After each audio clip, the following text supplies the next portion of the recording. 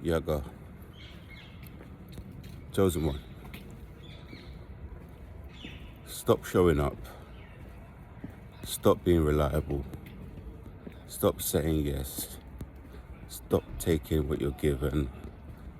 Stop being the first on the site.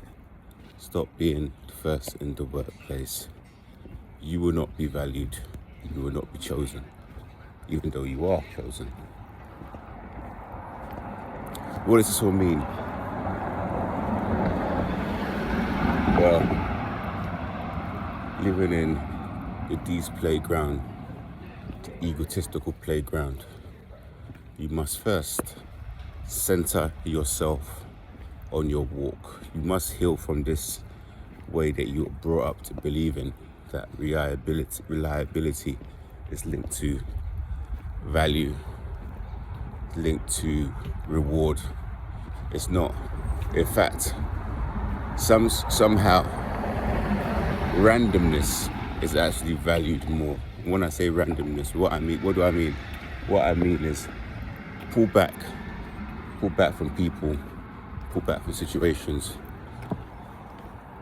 pull back from places, pull back from partners, pull back from workplace, pull back from scenarios. Give yourself time to think. Pause before you respond. Take it easy. Just breathe.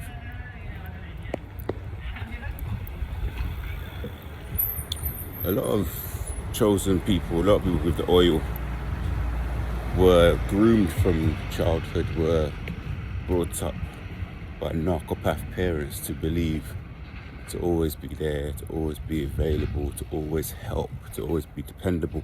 And the reason that was is because you were actually being used. You're a battery supply pack for that narcopath parent. They brought you up that way to for their own selfish needs, their own selfish gains. They needed someone to enmesh with. They needed someone to be the emotional backup plan.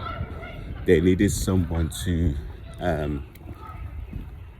be the energetic punching bag. They needed someone to pump them up when they felt low. They needed someone to problem solve all their issues to. They needed someone to listen to all of the things they were going through in their day-to-day life. You were chosen for that position. Sometimes the reason why you were chosen for that position is it's possible that these parents, they got a sense of your resonance from early age, and a lot of times because of that special vibration that you carried, or peculiar vibration, because nobody knows that it's special at that time, it's possible that they wanted to give you away, maybe make a sacrifice to you, maybe try to use you as some kind of tender, some kind of value to secure some kind of monetary value. This is a possibility. However, don't fall for it. What's important is that you realize that the name of the game for a lot of these types is survival. The name of the game is for them to have someone who they could enmesh with. Is that the correct word? In psychological terms, I'm sure it exists. I'm possibly saying it wrong. Enmeshment. So you have a parent who chooses a child and systematically they bond with this child in a very toxic, in a extremely unhealthy way. I've seen that on a daily basis, where I see a mother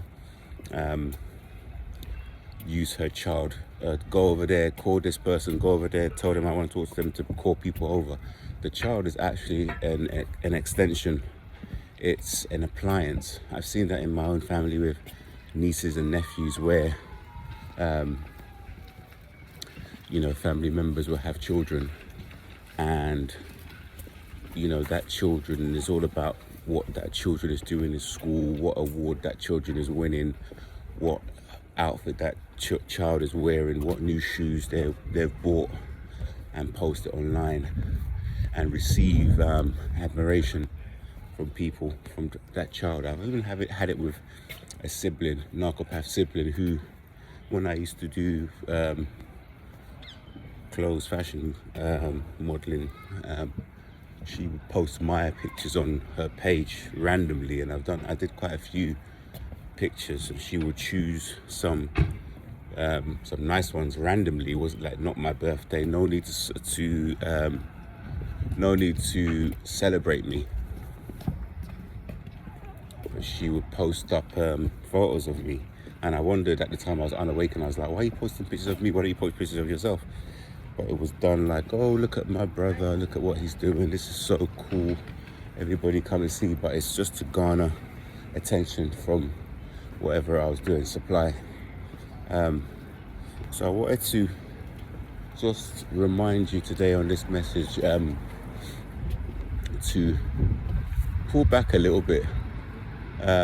Start not always being the predictable person who, out of some broken need, wants to help everybody, wants to put themselves second. Try to do the opposite for a change. Try to pause, maybe don't go, sometimes go, sometimes, randomly just pull back all your energy. I know it can probably feel disingenuous to begin with, but it's very human. It's very normal to put yourself first in your own story, your own timeline. It's very human to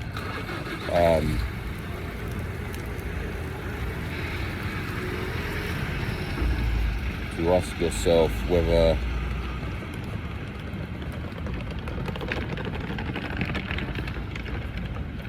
you're making the right choice. It's very human to ask yourself how you feel about something before you decide to make that decision. But most of the time, it's going to feel weird, it's going to feel wrong, it's going to feel like you're pretending.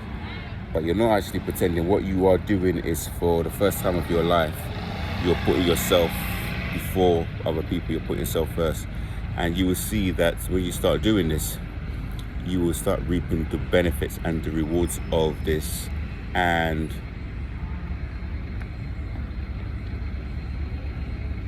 you'll be able to move forward in a positive way.